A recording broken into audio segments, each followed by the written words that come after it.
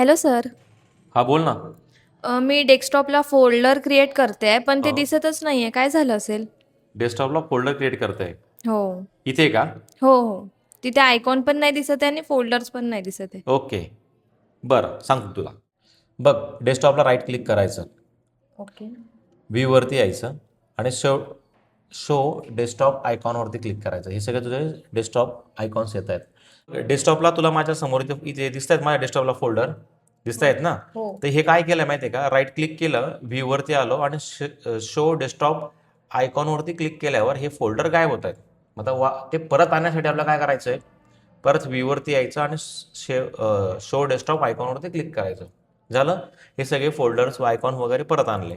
आणि याला तुला जर एखादी नवीन फोल्डर ॲड करायचं आहे, तिथे फोल्डरवरती क्लिक कर आणि तू त्या ठिकाणी नाव वगैरे टाकू शकते. ओके, समजलं? Okay sir. हो सर, हे कुठे शिकायला भेटेल? आपल्या इन्स्टिट्यूटचं नाव काय? ओम साई इन्स्टिट्यूट. मग त्याचं पेज पण आहे इन्स्टाला आणि यूट्यूबला चॅनल पण आहे. चॅनलला सबस्क्राईब कर आणि पेजला फॉलो कर. तुला ओके रोज सर. शिकायला मिळेल. ओके. बाय. बाय.